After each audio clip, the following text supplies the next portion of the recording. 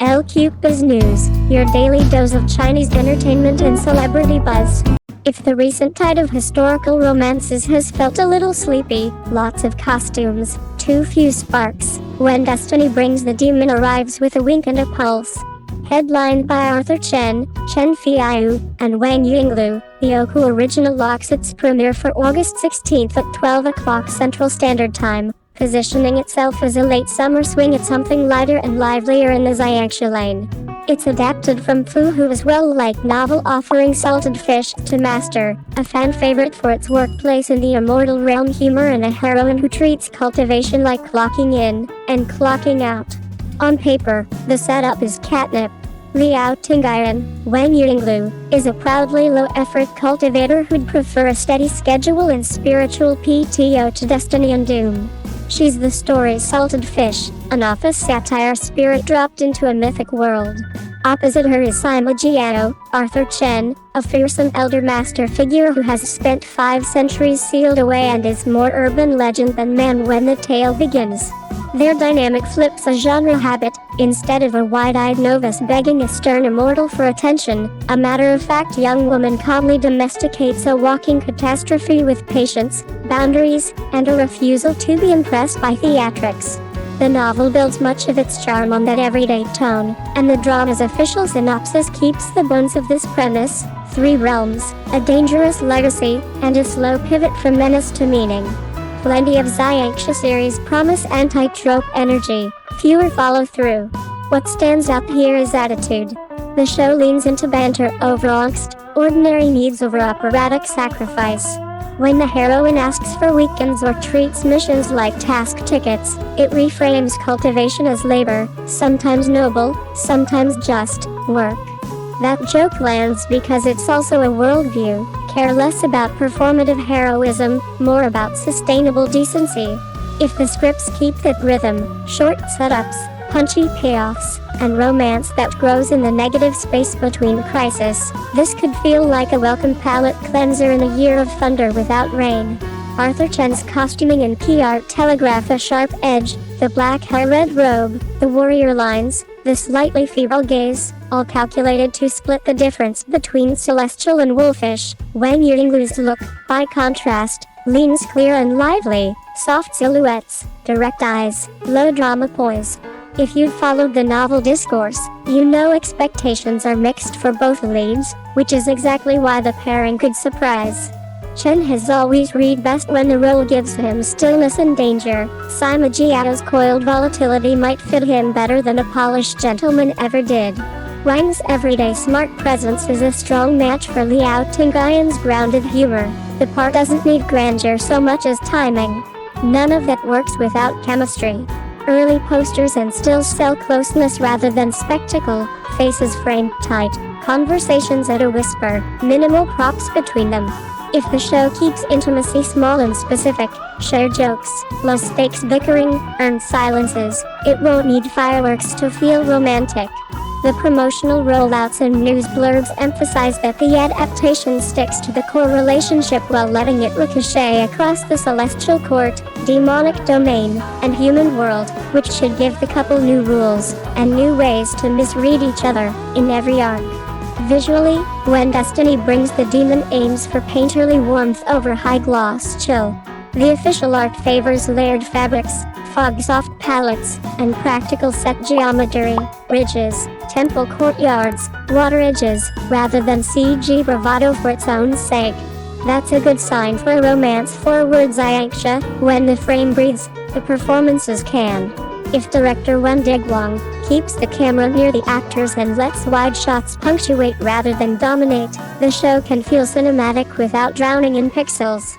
The production team credits and the synopsis from Chinese outlets suggest a 3-realm itinerary with familiar beats, sect politics, demonic intrigue, mortal disguises, but the tone promises lighter ballast. The danger in a salted fish heroine is flippancy. Make her too detached and stakes evaporate, make him too monstrous and the romance curdles. Fu Hua's novel threaded that needle by letting care creep in sideways. The heroine's boundaries become a form of moral clarity. The hero's violence is interrogated, not glamorized. For the drama to honor that spirit, it needs, boundaries as plot. Let no change outcomes.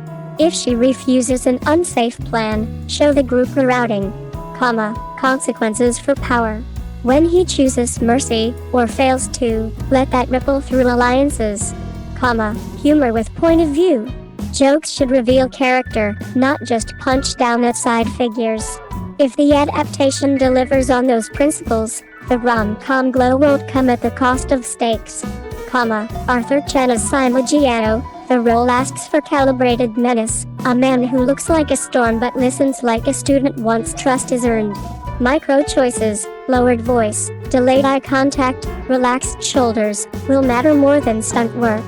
Viewers who have found him stiff in the past may be pleasantly surprised if he leans into contained, predatory grace rather than declamatory grandeur. Wang Yinglu as Liao Tingyan, her superpower is credibility. The comedy isn't slapstick, it's the flat reply that diffuses a crisis, the polite no to world-saving overtime. If she keeps the tone emotionally honest, tired when it's late, moved when it counts, she'll anchor the fantasy with human pulse. Audience expectations and where to park your hopes. Youku's scheduling signals confidence, and the adaptation's AP pedigree means there's already a built-in audience that knows what it wants. Gentler romance, sly workplace humor, and a redemption arc that feels earned rather than ordained. The risk is familiar. If later episodes trade intimacy for plot sprawl, a nimble little love story can sink into exposition.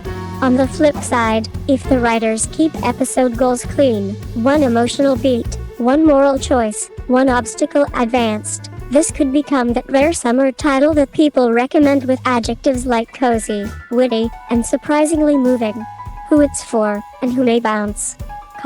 Watch if you like your fantasy with human scale, small gestures, verbal fencing, and a heroine who values rest as much as righteousness. Watch if redemption arcs are your jam but you prefer quiet reform over swoony self-flagellation. Maybe skip if you want maximalist myth lore, relentless tragedy, or wall-to-wall action.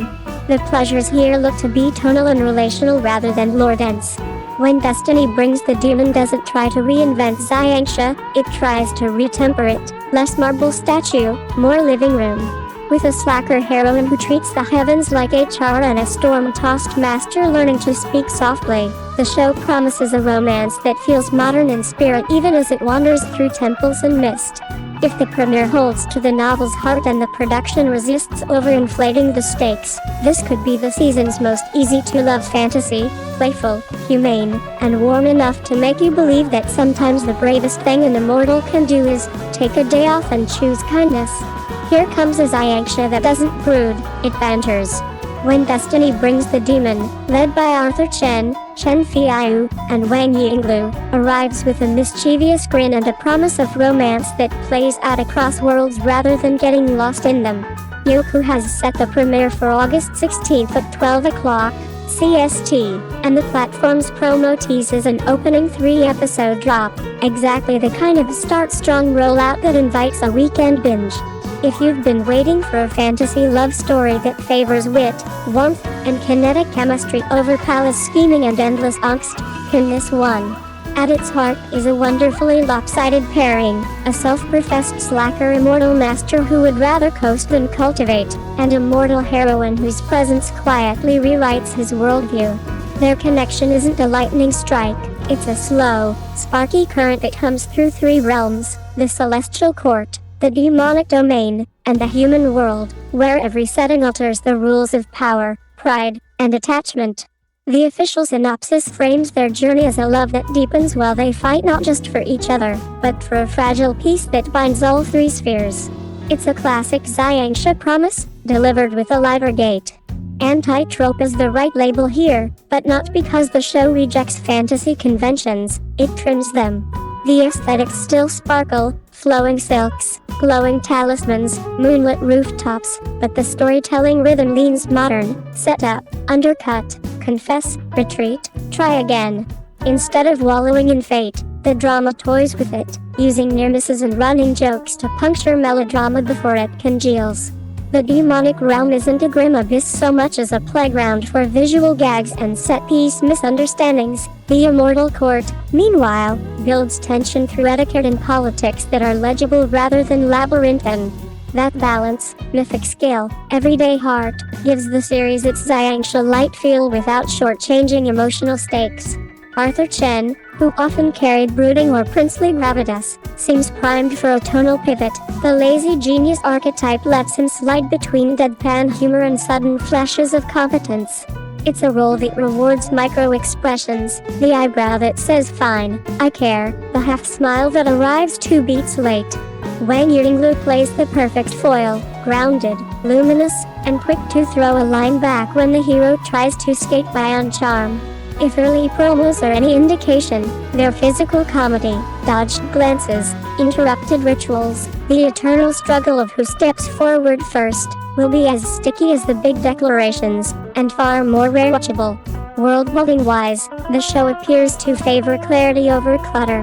Magic has understandable rules, battles read cleanly, and the VFX serves character beats instead of swallowing them.